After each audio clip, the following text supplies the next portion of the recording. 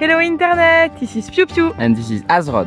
And we're here to show you how a Solarpunk way of life can bring you more happiness, Make you less anxious of the next planetary boundary we'll soon be crossing, that is ocean acidification, increasing in a snowball effect climate change and dooming our civilizations.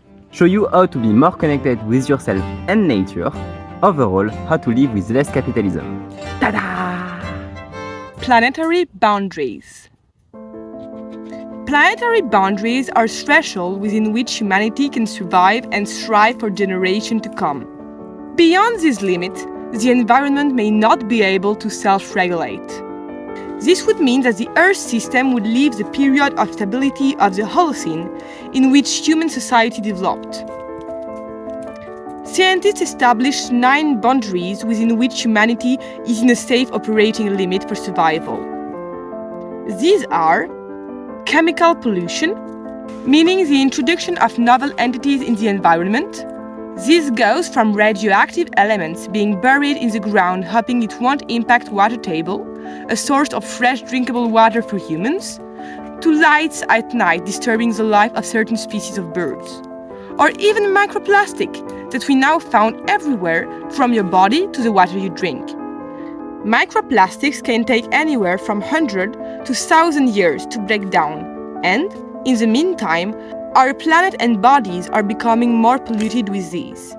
This limit has been crossed. Climate change.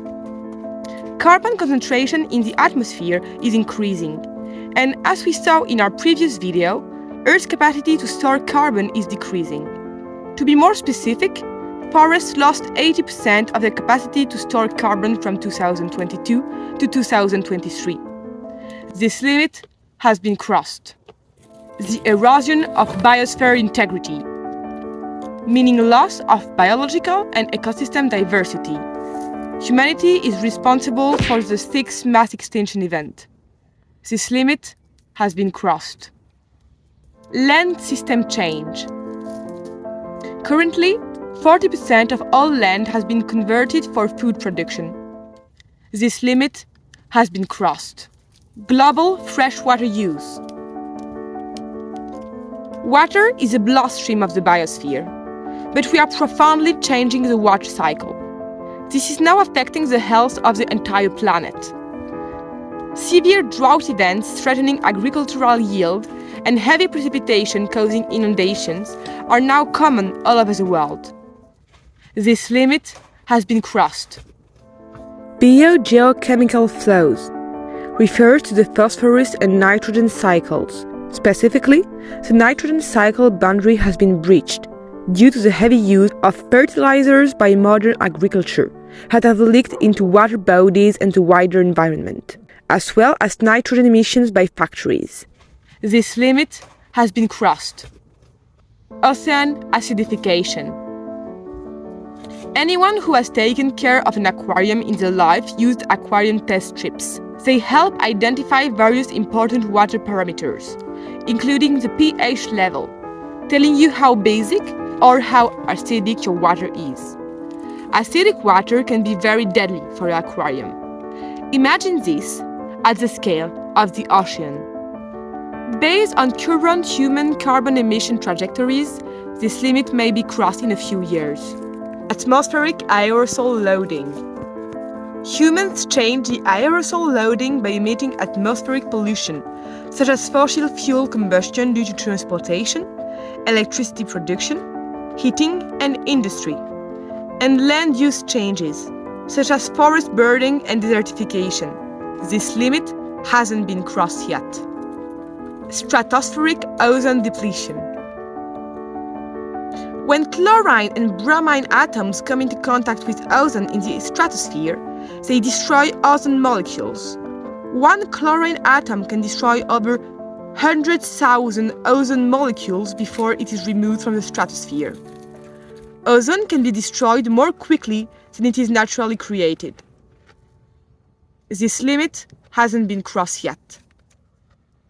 We've already crossed 6 out of those 9 planetary boundaries. Transgressing boundaries heighten risk of breaching tipping points that would bring about irreversible shift to the planet. threatening humanity and life as we know it.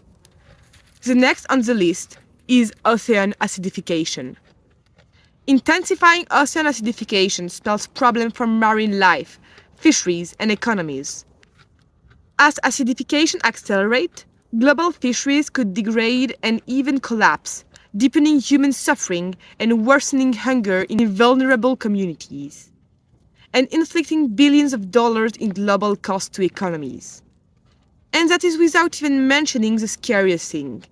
Recent studies show rising acidification could devastate fragile coral reef and phytoplankton populations, considered the foundation of the marine food web. Not only that, phytoplankton is also a key player in oceanic carbon sink, meaning ocean absorbs more carbon than they emit. The oceans generate 50% of the oxygen we need, absorbs 25% of all carbon dioxide emissions, and captures 90% of the excess heat generated by these emissions. It's not just the lungs of the planet, but also it's the largest carbon sink, a vital buffer against the impact of climate change. This is a huge issue. How will we deal with excess carbon if forests are burning and oceans are acidifying?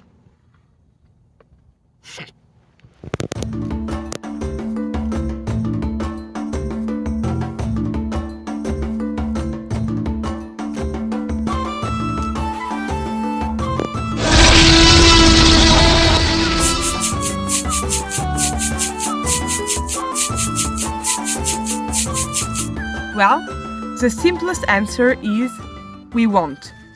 Crossing boundaries increases the risk of generating large-scale, abrupt, or irreversible environmental changes.